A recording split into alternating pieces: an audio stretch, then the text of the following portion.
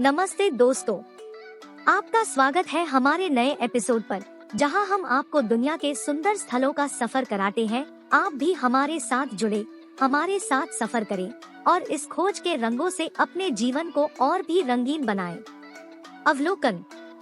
Saudi अरब दिलचस्प और उदार दोनों होने के लिए जाना जाता है और इसका व्यंजन कोई अपवाद नहीं है।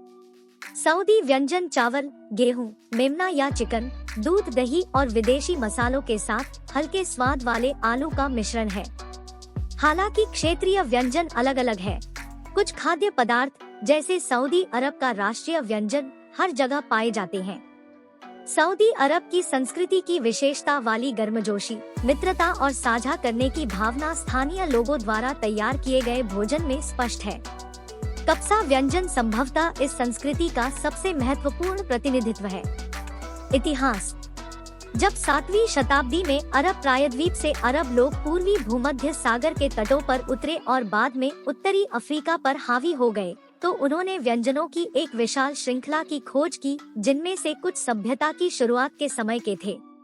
उन्हें इन नए अधिग्रहित देशों से एक समृद्ध व्यंजन विरासत में मिला, जो सभ्यताओं का उद्गम स्थल रहा है और जिसने एक के बाद एक संस्कृति को विकसित होते, खिलते और मुरझाते देखा है।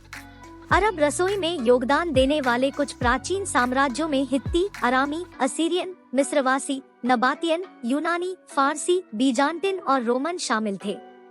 वे अरब प्रायद्वीप से जो मामूली खाद्य पदार्थ लाए थे, उन्हें उपनिवेशित लोगों के बीच खोजे गए खाद्य पदार्थों के भंडार में जोड़ा गया था।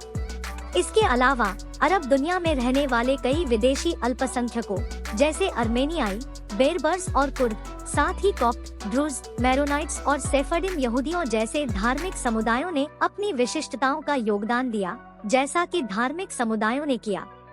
कॉप्ट, ड्रूज, मैरोनाइट्स और सेफर्डिन यहूदी अपने अनुष्ठानिक व्यंजनों के साथ एक जीवंत अरब व्यंजन उत्पन्न करने के लिए इन प्रभावों को परिष्कृत और विकसित किया गया, भले ही उन्हें कैसे भी प्राप्त किया गया हो।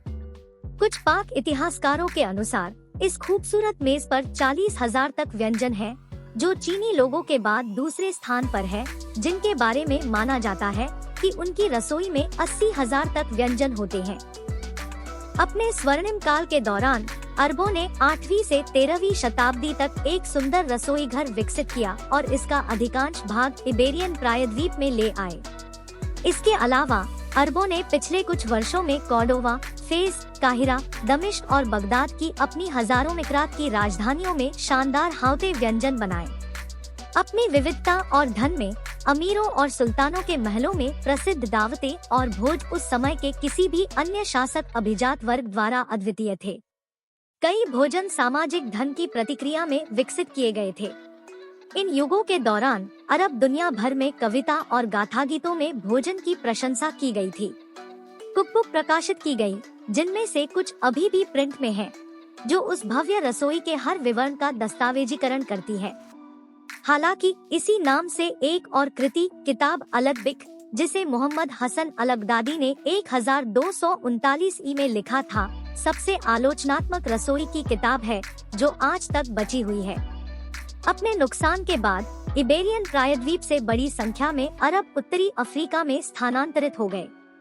वे इबेरियन प्रायद्वीप के अरब मुस्लिम प्रांत अल-अंडालस के उत्तम व्यंजन लाए।